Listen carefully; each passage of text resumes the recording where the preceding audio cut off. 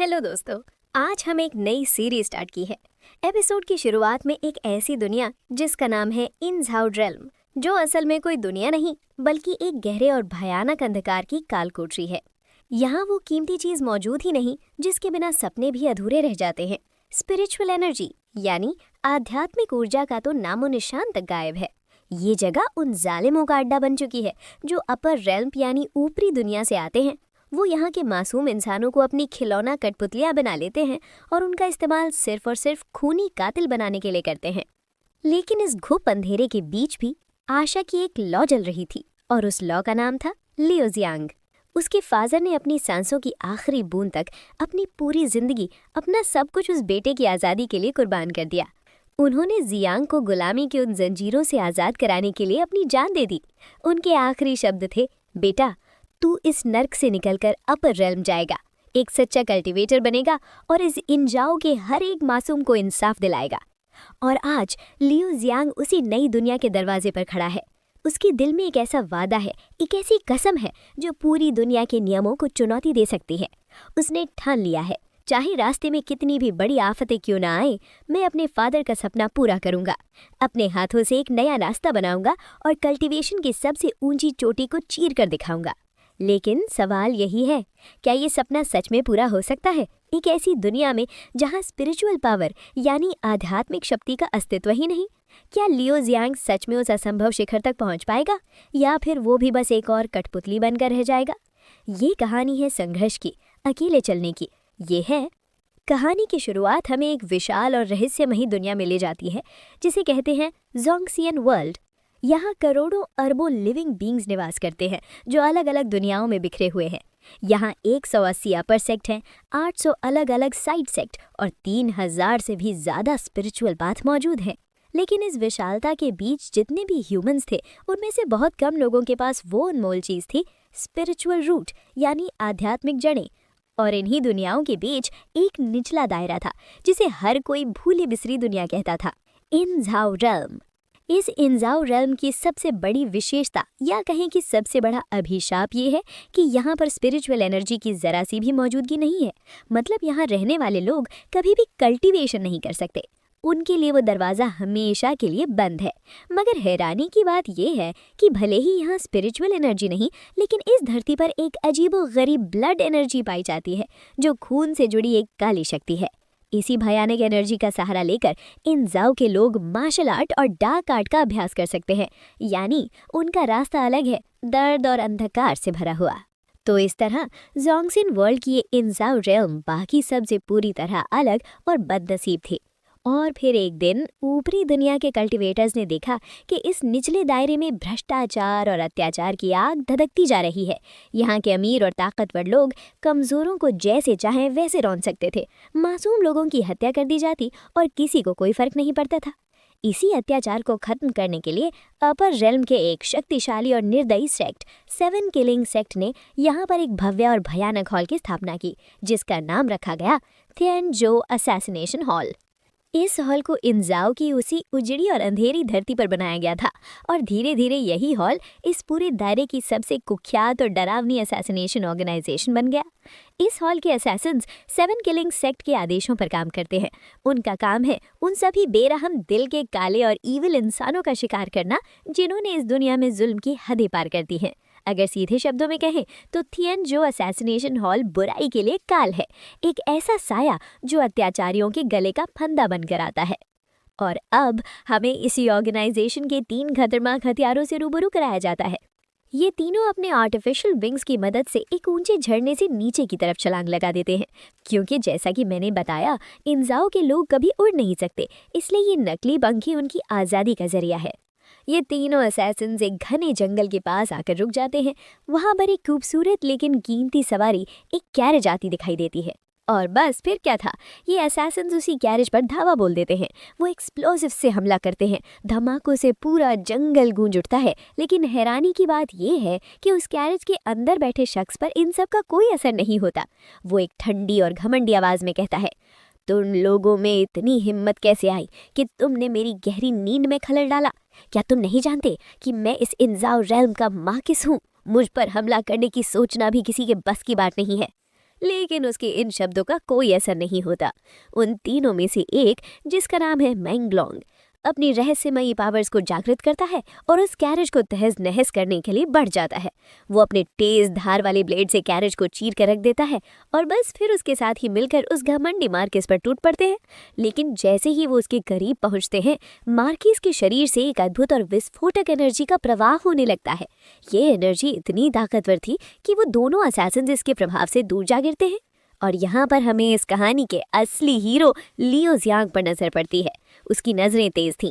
उसने तुरंत पहचान लिया कि इस मार्किस ने एक सुरक्षा कवच का इस्तेमाल किया है, जिसे कहते हैं प्रोटेक्टिव टैलिस्मैन। तभी मार्किस अपने घमंड में चिल्लाता है, तिएनजो असैसिनेशन हॉल तुम्हारी जान लेने आया है, लेकिन तुम्हारी ये चालाकियां यहाँ काम नहीं आएंगी। इस पर वो कैरेज में बैठा आदमी बस हंसता है और कहता है, तुम जैसे बेवकूफ़ लोग इस दुनिया में ज़्यादा दिन नहीं टिकते। तुम्हें पता भी नहीं कि तुम किस भयानक ताकत से पंगा ले रहे हो। तभी मेंगलोंग आगे बढ़ता है और उस मार्किस को उसके गुनाह याद दिलाता है।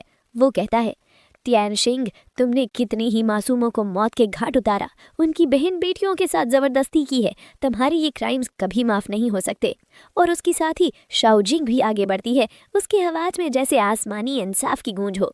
वो कहती है, हेवन ने हमें यहाँ भेजा है ताकि हम तुम्हारा सिर कलम करके उन सब विक्टिम्स को इंसाफ दिला सके। और ये सुनकर तिएनशिंग जोर से हंसता है और कहता है, बहुत अच्छा, फिर देखते हैं तुम तीनों में कितना दम है। और फिर शुरू होती है एक भयानक लड़ाई। तीनों असैसिन्स तिएनशिंग पर हर तरफ से हमला करते हैं, लेकिन उसका प्रोटेक्टिव टैलिस्मैन इतना मजबूत है कि उनके हर वार को बेअसर कर देता है। उल्टा तिएनशिंग अपनी एलर्जी का एक ज़बरदस्त विस्फोट करता है और तीरों को दूर फेंक देता है। अब वो अपनी असली पहचान बताता है और कहता है, मैं ब्लैक ड्रैगन सेक्ट का डिसिपल हूँ और हमारे सेक्ट का तुम्हारे 7 किलिंग सेक्ट से कोई दुश्मनी नहीं है। फिर भी तुमने बिना वजह मुझ पर हमला कर दिया। क्या तुम्हें 7 किलिंग सेक्ट की पनिशमेंट का डर नहीं है? मेरे ख्याल से तुम सब अपनी मर्जी से अपने ही सेक्ट के रूल्स को तोड़कर यहाँ आई हो। ये सुनकर मेंगलोंग के होश उड़ जाते हैं। वो फुसफुसाता है, ये ब्लैक ड्रैगन सेक्ट तो मॉर्टल सेक्ट्स में से एक है। शाओजिंग में सन रह जाती है, उसकी आवाज़ कांपती है। इन जाओ में तो कभी कोई कल्टीवेटर पाया नहीं गया, फिर ये आदमी यहाँ कैसे आ गया? लेकिन जियांग की नज़रें कुछ और ही देख रही थीं। वो गौर से तिएनशिंग का अध्ययन करता है और सोचता है, ये इंसान एक सच्चा कल्टीवेटर है। इसके पास शक्तिशाली टैलिस्मैन है, हैवी आर्मर है और एक जायंट स्वॉर्ड भी है। सबसे बड़ी बात, ये सिर्फ अपना डिफेंस कर रहा है, इसने अभी तक एक बार भी हमला नहीं किया। इसका मतलब। और तभी जियांग को समझ आ जाता है। वो तुरंत तिएनशिंग से कहता है, अगर तुम सच में कल्टीवेटर हो तो क्यों नहीं अपना ये हैवी आर्मर उतार कर हमें अपना असली चेहरा दिखा दे? लेकिन तिएनशिंग साफ मना कर देता है। ये देखकर तीनों फिर से उस पर टूट पड़ते हैं, लेकिन इस बार तिएनशिंग ने भी पीछे हटना छोड़ दिया। वो खुद हमला करने लगता है। उसकी एक ही पंच ने मेंगलोंग और शाओजिंग को धरती पर पटक दिया। बस फिर जियांग उससे निपटने के लिए आगे आता है और इसी मौके का फायदा उठाकर शाओजिंग अपनी स्वॉर्ड तिएनशिंग के आर्मर में घोद देती है। लेकिन अकेला तिएनशिंग ही इन तीनों पर भारी पड़ रहा था। उसने तीनों को उठाकर दूर फेंक दिया। ठीक इसी समय जियांग एक मैजिकल आर्टिफैक्ट का इस्तेमाल करता है और तिएनशिंग पर अटैक्स की एक पूरी लहर दौड़ा देता है। ये अटैक्स इतने शक्तिशाली थे कि तिएनशिंग का शक्तिशाली टैलिस्मैन ये उसे पूरी तरह नहीं बचा पाया और वो थोड़ा घायल हो जाता है। अब तीनों मौका देखकर उसे खत्म करने पर उतारू हो जाते हैं। जियांग सीधे तिएनशिंग की स्वॉर्ड शरीर में चीर देता है और उसके साथ ही भी उस पर जानलेवा हमला करने के लिए कूद पड़ते हैं। मगर तिएनशिंग ने अपनी स्वॉर्ड को घुमाकर एक शॉक वेव पैदा कर दी, जिससे वो दोनों घायल होकर गिर जाते हैं। जियांग भी इस मार्किस के सामने थक चुका था, लेकिन उसने हार नहीं मानी थी। याद रखिए, ये असैसिन सिर्फ कॉम्बैट में माहिर थे। उनके पास कोई कल्टीवेशन पावर नहीं थी, ना ही कोई स्पिरिचुअल एनर्जी। लेकिन फिर भी जियांग ने अपनी शानदार तलवारबाजी के दम पर उस कल्टीवेटर के आर्मर को तोड़ दिया था। ये देखकर तिएनशिंग हैरान रह गया। वो बोला, मुझे कभी नहीं लगा कि तुम जैसा मामूली असैसिन मुझे इतना परेशान करेगा। जवाब में जियांग की आवाज़ में एक ठंडी चालाकी थी। तेरे पास जितने भी प्रोटेक्टिव मैजिकल रूल्स हैं, वो चाहे जितने भी ताकतवर दिखें, असल में सरवाइव करने के लिए वो बहुत ही मामूली हैं। मुझे लगता है तू एक ऐसा इंसान है जैसे तुम्हारा अपना ब्लैक ड्रैगन सेक्ट अभी मरवाना नहीं चाहता, लेकिन आज नहीं तो कल वो तुझे ज़रूर खत्म करने की कोशिश करेगा। ये सुनकर तिएनशिंग गुस्से से आग बबूला हो जाता है। तभी जियांग उसकी कमजोर नस पर वार करता है। वो कहता है, जरा सोच, अगर तेरे पास स्पिरिचुअल रूट्स होते तो क्या तेरा ब्लैक ड्रैगन सेक्ट तुझे इस इंजाउ रेल्म में फेंक देता? यहाँ कोई स्पिरिचुअल पावर नहीं है और इसी वजह से तू अंदर ही अंदर जल रहा है। सच कहूँ तो मुझे तुझ पर तरस आता है। तेरे ही सेक्ट ने तुझे इस बंजर दुनिया में भेज दिया और यहाँ तूने अपनी नफरत को बाहर निकालने के लिए कितने ही ईविल कामों को अंजाम दे दिया। और यही वजह है कि मैं जियांग थियानजो असैसिनेशन हॉल का एक मेंबर हेवन के नाम पर जस्टिस के लिए आज तुझे फिनिश करूंगा। जियांग की ये बात सुनकर तियानशी में हंसी और भी जोर से गूंजती है। वो अपनी असली ताकत दिखाते हुए कहता है, मेरा फादर लॉन्ग वेंडिंग एक फाउंडेशन एस्टैब्लिशमेंट लेवल का ट्रू कल्टीवेटर है। वो तुम्हारे तियानजो असैसिनेशन हॉल को अच्छे से सबक सिखाएगा। लेकिन इसकी ये धमकी जियांग पर हावी नहीं होती। जियांग अपनी आंखें बंद करता है, उसके मुंह से कुछ प्राचीन मंत्र फूटते हैं और फिर अचानक उसकी आंखों से एक अलॉकिंग डिवाइन पावर का प्रवाह होने लगता है। ये कोई सामान्य एनर्जी नहीं थी, ये थी डिवाइन पावर। इसी अद्भुत पावर का इस्तेमाल करके जियांग ने टियानशिंग की अटैक को पूरी तरह मिटा दिया। इस टेक्निक का नाम था डिवाइन पनिशमेंट। उसी पावर को अपनी मुट्ठी में समेटकर जियांग ने टियानशिंग के सीने पर एक ऐसा पंच हिट किया जिससे वो उड़ता हुआ चट्टानों को बियर्स करता हुआ दूर जा गिरा। जियांग ने मौका नहीं गंवाया। वो हवा में छलांग लगाता है और घायल टियानशिंग पर पंचेस की बारिश कर देता है। इन पंचेस की तीव्रता इतनी थी कि पूरा जंगल कांप उठा और आखिरकार लियू जियांग ने उस दुष्ट मार्किस का हमेशा के लिए खात्मा कर दिया। लेकिन लड़ाई खत्म होने का नाम नहीं ले रही थी। शाओ चियांग मेंगलोंग से कांपती आवाज में पूछती है, जियांग के पास तो डिवाइन पावर्स है, क्या हमें अब भी अपने प्लान को अंजाम देना चाहिए? मेंगलोंग ने सख्त लहजे में जवाब दिया, अब पीछे हटने से कोई फायदा नहीं होने वाला। और इतना कहते ही शाओ चियांग ने अपनी स्वॉर्ड उठाकर जियांग पर अटैक कर दिया। लेकिन जियांग को इस धोखे की पहले से ही आशंका थी। वो चपलता से उसके अटैक को डॉज करता है और फिर एक साथ दोनों धोखेबाजों का सामना करना शुरू कर देता है। फिर से उसी डिवाइन पनिशमेंट टेक्निक का इस्तेमाल करते हुए जियांग ने उन दोनों को जकड़कर जमीन पर पटक दिया। अब उसकी आवाज में दर्द और गुस्सा दोनों थे। वो बोला, लगता है अब तुम दोनों मेरे अच्छे दोस्त बनने का एक्टिंग को जारी नहीं रखना चाहते। मुझे पहले से ही पता था कि तुम दोस्ती की आड़ में मुझे मारना चाहते हो। मुझे यकीन है ये सब तुमने असेंशन असेंबली की वजह से किया है। क्या तुम इतने स्वार्थी हो गए हो कि अपने फायदे के लिए अपने पुराने दोस्त और अपने ही टियानजो हॉल को धोखा देना सही समझा? शाओ चियांग की आंखों में आंसू आ जाते हैं। वो टूटे दिल से कहती है, मैं भी ये सब नहीं करना चाहती थी जियांग, लेकिन इस बार असेंशन असेंबली में सिर्फ 2 ही स्पॉट्स हैं। सिर्फ 2 लोग ही यहाँ से अपर रियल्म पर जा सकते हैं, इसलिए हमें ये प्लान बनाना पड़ा। जियांग उनकी इस मासूमियत पर हंसता है। क्या तुम्हें सच में लग रहा था कि मुझे मारने के बाद 7 किलिंग सेक्ट तुम्हें जिंदा छोड़ता? तुम भूल गए कि हमारे टियानजो असैसिन हॉल की सारी बागडोर उसी 7 किलिंग सेक्ट के हाथों में है। वो तुरंत समझ जाएंगे कि तुम दोनों ने असेंड होने के लिए मुझे ख़त्म किया है। खैर, अब तुमने मुझे मारने का प्लान बनाया है तो अपने ख़त्म होने की तैयारी भी कर लो। शाओ चियांग ने अपनी आंखें नीची कर लीं। हम जानते थे कि हमारे जीतने के चांसेस ना के बराबर होंगे, लेकिन अगर हम रिस्क नहीं उठाते तो शायद अगली असेंशन असेंबली तक हम जीवित ही नहीं बचेंगे। हर साल कितने ही लोग लॉन्जेविटी पॉइजन की वजह से ख़त्म हो जाते हैं। पिछले साल भी हमने अपने हॉल के कितने ही दोस्तों को खो दिया। हो सकता है इस बार हमारा भी नंबर लग जाए और फिर हमें कभी भी असेंशन असेंबली में पार्टिसिपेट करने का मौका ही ना मिले। जियांग की आवाज़ अब थोड़ी नर्म हुई। मैं जानता हूँ लॉन्जेविटी पॉइजन धीरे धीरे हमारे लाइफ स्पैन को ड्रेन कर रहा है, लेकिन ये तो हमारी ही चॉइस थी ना। और यहाँ मैं आपको बता दूं दोस्तों, टियानजो हॉल में ज्वाइन करने वाले हर व्यक्ति के शरीर में ये पॉइजन डाल दिया जाता है ताकि वो कभी भी टियानजो हॉल के साथ गद्दारी ना कर सके। ये सारी प्लानिंग थी 7 किलिंग सेक्ट की।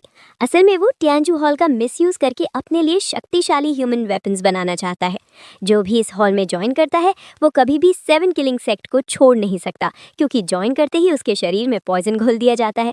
अगर इस पॉइजन को रिमूव करना है तो उन्हें अपर रियल्म जाकर कल्टिवेट करना होगा। और यही वजह थी कि इन दोनों ने मिलकर अपने ही दोस्त को धोखा दिया। तभी जियांग एक और सच्चाई बताता है। लॉन्जेविटी पॉइजन को हमारे बॉडी से रिमूव करने का एक और तरीका है। मार्शल आर्ट का प्रैक्टिस करना पूरी तरह बंद कर दो। एक मॉर्टल की तरह लाइफ को लीड करो और वो पॉइजन अपने आप खत्म हो जाएगा। शाओ चियांग ये सुनकर चौंक जाती है। बिना मार्शल आर्ट के तो हम अपाहिज हो जाएंगे। ऐसी बेकार लाइफ जीने से अच्छा है अपर रेल्म में असेंड होने की कोशिश करो। मेंगलोंग ने गुस्से से कहा, जियांग बस कर अपना मजाक उड़ाना। हम सब असैसिन्स हैं, लेकिन तूने हमेशा राइटियस होने का दावा किया। मैं तो तेरी इस नौटंकी से काफ़ी पहले ही तंग आ चुका था। आज मैं तुझे खत्म करके एक असैसिन होने का सबूत दूंगा। इतना कहते ही उसने जियोंग पर अटैक करना शुरू कर दिया। उसने अपनी एक मार्शल आर्ट टेक्निक को भी एक्टिवेट कर लिया था जिसे रैम्पेजिंग ड्रैगन ट्रांसफॉर्मेशन कहते थे, और वो जियोंग को खत्म करने के लिए उस पर कूद पड़ा। लेकिन जियोंग ने एक बार फिर से डिवाइन पनिशमेंट का यूज करते हुए एक ही सेकंड में उसके अटैक को डिस्ट्रॉय कर उसे जमीन पर पटक दिया। साथ ही साथ वो सीधे उसके सीने पर सवार होकर मेंगलोंग को जमीन पर घसीटने लगा, और अब उसकी अपनी स्वॉर्ड जियोंग के ही हाथ में थी जो उसके गले पे पॉइंटेड थी। मेंगलोंग की आंखों में हैरानी थी। तू तो बहुत पावरफुल है, लेकिन तूने जानबूझकर अपनी असली ताकत को हाइड करके रखा। जियोंग ने ठंडे स्वर में कहा, मैं चाहूँ तो किरी इस धोखे के लिए तुझे खत्म कर सकता हूँ, लेकिन मैं तुम्हारी तरह ईवल नहीं हूँ। शाओ चियांग ने मेंगलोंग को समझाया, अब फाइट करने से कोई फायदा नहीं होने वाला, हम ऑलरेडी हार गए हैं। मेंगलोंग ने भी सिर झुकाकर अपनी हार कबूल कर ली। लेकिन लड़ाई का दौर फिर से बदल गया। अचानक एक भयानक हंसी वहां गूंजी। टिएनशिंग अभी भी जीवित था। वो अपने असली फॉर्म में आ गया था। वो बोला, वाह क्या ही गहरी दोस्ती है। धोखा मिलने के बावजूद भी तुम अपने दुश्मनों को माफ कर रहे हो। सच कहूँ तो मुझे तुम जैसे लोगों से सख्त नफरत है। तुम टियांजू असैसिन हॉल की चींटियां हो, फिर भी कीड़ों को असेंड होने का मौका मिलता है, और मैं यहाँ का मार्क्वेस्ट होकर भी असेंड नहीं हो सकता क्योंकि मुझ में स्पिरिचुअल रूट्स नहीं है। मैं जानता हूँ तुम अच्छे कर्म कमाना चाहते हो, इसलिए अपने गद्दार दोस्तों को भी माफ कर रहे हो, लेकिन कोई बात नहीं, तुम तीनों में से कोई भी यहाँ से जीवित नहीं बचेगा। ये कहते ही उसने डार्क मैजिक का इस्तेमाल करते हुए वहां पर कई सारे ईविल फॉर्म्स को रिलीज कर दिया जो उन तीनों को चारों तरफ से घेर लेते हैं। इन ईविल फॉर्म्स ने बड़ी ही तेजी से जियोंग के दोस्तों को अपने वश में कर लिया। जियोंग तुरंत समझ गया ये एक पपेट कंट्रोलिंग टेक्निक है। उसने फिर से डिवाइन पनिशमेंट का यूज करके उन ईविल फॉर्म्स को तुरंत नष्ट कर दिया। लेकिन तब तक बहुत देर हो चुकी थी। उसके दोस्त पूरी तरह से उस ईविल पपेट के कब्जे में आ चुके थे। अब वो दोनों जियोंग पर ही अटैक करने लगे। मजबूरन जियोंग ने डिवाइन पावर का यूज करके मेंगलोंग पर काउंटर अटैक किया और उसे वहीं नॉकआउट कर दिया। शाओ चेंग उस पर अटैक करने आई तो जियोंग ने एक ही वार में उसकी स्वॉर्ड तोड़ दी और उसे भी एक जोरदार पंच मारकर गिरा दिया। अब वो सीधा टिएनशिंग पर हमला करने रवाना हो जाता है। दोनों के बीच एक जबरदस्त कॉम्बैट शुरू हो चुका था, लेकिन अपने आर्मर और टैलिस्मैन के बिना टिएनशिंग ज्यादा देर तक जियांग के सामने टिक नहीं सका। आखिरकार जियांग ने डिवाइन पनिशमेंट का यूज करके उसका काम तमाम कर दिया। लेकिन टिएनशिंग के मरने के बाद भी उसके दोस्त उस ईविल पोजीशन से मुक्त नहीं हुए। जियांग की आंखों से आंसू बहने के। वो जानता था कि उसके पास अब उन्हें खत्म करने के अलावा और कोई ऑप्शन नहीं बचा था। जैसे ही मेंगलोंग ने फिर से उस पर अटैक करने की कोशिश की, जियांग ने झटके से उसका गला स्लिट कर दिया और मेंगलोंग वहीं मर गया। शाओ चियांग उस पर स्ट्राइक करने पहुंच गई थी तो जियांग ने एक ही स्लैश में उसे घायल कर दिया। इस स्लैश ने शाओ चियांग को उस ईविल पोजीशन से बाहर आने में मदद कर दी। वो जियांग से कह रही थी कि हमने तुम पर अटैक किया ताकि हम सरवाइव कर पाएं। इस दुनिया में जीने के लिए बस एक ही ऑप्शन है जो कि है असेंशन। तो प्लीज हमें ब्लेम मत करना, हमने अपने किए की सजा पा ली है। अब तो बस हम यही चाहते हैं कि तुम असेंशन असेंबली के लिए चुने जाओ। इतना कहते ही शाओ चियांग ने अपना दम तोड़ दिया। अपने दोनों दोस्तों की मौत से जियांग काफी ज्यादा हर्ट हुआ था। वो बस इतना कह पाया, कोई भी चीज इस दुनिया में अनंत काल के लिए नहीं टिक सकती। हम सबको मिट्टी में मिल जाना है। और उसकी आंखों के सामने उसकी दोस्त उसी मिट्टी में मिल चुके थे। जियांग को उनकी मौत का काफी ज्यादा अफसोस था। अगली सीन में हम एक भयानक शख्सियत से मिलते हैं, वेंडिक, जो कि टिएनशिन का बेटा था। उसने देखा कि उसके बेटे की मौत हो चुकी है। गुस्से से उसका खून खौल उठा। उसने अपनी मैजिकल पावर का इस्तेमाल करके ये पता लगाया कि वहाँ एग्जैक्टली क्या हुआ था। उसने देखा कि उसके बेटे ने मरने से पहले टिएनजू असैसिन हॉल का जिक्र किया था। वेंडिंग को पता चल गया कि उसके बेटे को टिएनजू असैसिन हॉल ने खत्म किया है। वो गरज कर कह रहा था, 7 किलिंग सेक्ट अपने लिए पागल कुत्तों को इस हॉल में पाल रहा है, मगर आज उन्होंने अपनी हद पार कर दी। टिएनजू हॉल ने मेरे बेटे को खत्म करके सबसे बड़ी गलती की है। अब सीन बदलता है और हम टिएनजू असैसिन हॉल के अंदर पहुंच जाते हैं। यहाँ हम मास्टर सियान को देखते हैं जो सोल लैंप वॉल के पास खड़े थे जहाँ हर मेंबर की आत्मा की लौ जलती है। वो बहुत उदास थे। वो बोले, ये जिंदगी काफ़ी मुश्किल है। जन्म से लेकर मौत तक हमें ढेर सारी सफरिंग्स को फेस करना पड़ता है। जिनसे नफरत है उन्हें मार दो और जिनसे मोहब्बत है उनसे अलग हो जाओ। हम में से तो कोई भी आज़ाद नहीं हो पाया। वो ये सब इसलिए कह रहे थे क्योंकि उनका ये टिएनजू असैसिन हॉल 7 किलिंग सेक्ट के ऑर्डर्स पर काम करता था। यानी उनकी लाइफ और डेथ सबका कंट्रोल 7 किलिंग सेक्ट के पास था। तभी वहाँ जियांग पहुंच गया। उसने तुरंत अपने मास्टर को ग्रीट किया और बताया मार्क्विस टियानशिंग को एग्जीक्यूट कर दिया गया है। लेकिन हमें पता चला कि वो बंदा ब्लैक ड्रैगन सेक्ट के कल्टिवेटर का बेटा है, यानी उसका फादर जरूर अपने बेटे का बदला लेगा। मास्टर सियान ने सिर हिलाया। शायद वो ब्लैक ड्रैगन सेक्ट के लॉन्ग वेंडिंग का बेटा होगा, और जहाँ तक मैं जानता हूँ वेंडिंग ऑलरेडी हमारे हॉल को डिस्ट्रॉय करने निकल चुका है। साथ ही मैं ये देख पा रहा हूँ कि मेंग लॉन्ग और शाओ चियन के सोल लैम्प्स बुझ गए हैं। क्या तूने पर अटैक किया था? ज़ैंग ने दुख भरी स्वर में कहा। हाँ, उन्होंने मुझे खत्म करने की प्लानिंग बनाई थी, लेकिन मैंने उन्हें पहले तो जान से नहीं मारा। आफ्टर ऑल हम दोस्त थे, लेकिन बदकिस्मती से वो दोनों मार्क्विस टियानशिंग की ईविल आर्ट के जरिए उसके वश में चले गए, तो मुझे मजबूरन उन्हें मारना पड़ा, क्योंकि उस ईविल आर्ट को नाकाम करना नेक्स्ट टू इम्पॉसिबल था। ये सुनकर एल्डर सियान और भी ज्यादा उदास हो गए। उनकी आवाज़ बहुत हल्की थी। यहाँ पर ऐसा कौन है जो किसी के हाथ की कठपुतली ना बना हो? हम में से कोई भी अपनी मर्जी से जी नहीं सकता। हम सब 7 किलिंग सेक्ट की कठपुतलियाँ हैं, और यही वजह है कि मैंने तुमसे कहा था कि जल्द से जल्द यहाँ से दूर चले जाओ।